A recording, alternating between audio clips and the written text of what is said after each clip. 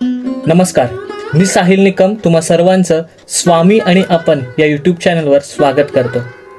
महाशिवरात्र विशेष श्री स्वामी समर्थांनी आपल्या भक्तांना दिलेली महादेवाची प्रचिती, त्यांचं रूप, त्याबद्दलचीच 2 कथा मी या व्हिडिओमध्ये सांगणार आहे। तर चला तर मग लगेचच आपण सुरुवात करूया। तर पहिली कथा अशी आहे की रायराजे हे श्री स्वामी समर्थांचे भक्त होते आणि त्यांनी एक संकल्प केलेला असतो की मी श्री स्वामी समर्थांचं दर्शन घेईन आणि मग काशीला जाईन।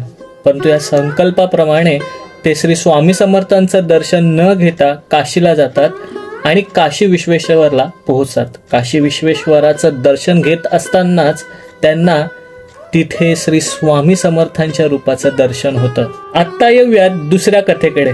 मुंबईचे भक्त नंदारामजी, ज्यांचा दररोजचा शिवदर्शनाचा नित्य नियम असतो आणि ते एके दिवशी अक्कलकोटला येतात, तेव्हा श्री स्वामी समर्थ मल्लिकार्जुनाच्या देवळाबाहेर बसलेले असतात। ते स्वामी समर्थांना भेटतात आणि स्वामी त्यांना म्हणतात की जा, तुझा शिव आतमध्ये बसलेला आहे, जा त्यांना भेटून घे।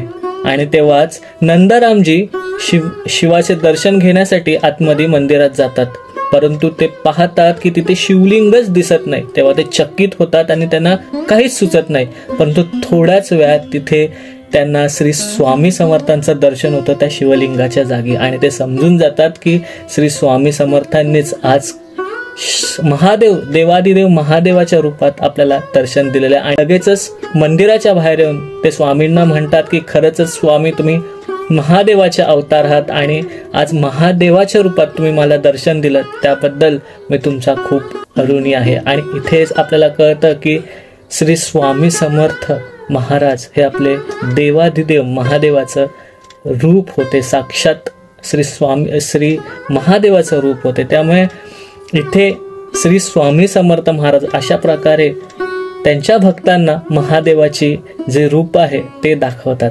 तर इथे त्या 2 कथा संपतात। तुम्हाला या कथा कशा वाटल्या आणि ते नक्की कळवा आणि श्री स्वामी समर्थांच्या अशाच कथा ऐकण्यासाठी आपलं यूट्यूब चॅनल स्वामी आणि आपण हे पाहत राहा। आणि पुढच्या व्हिडिओमध्ये आपण भेटू, तोपर्यंत स्वतःची काळजी घ्या। श्री स्वामी समर्थ।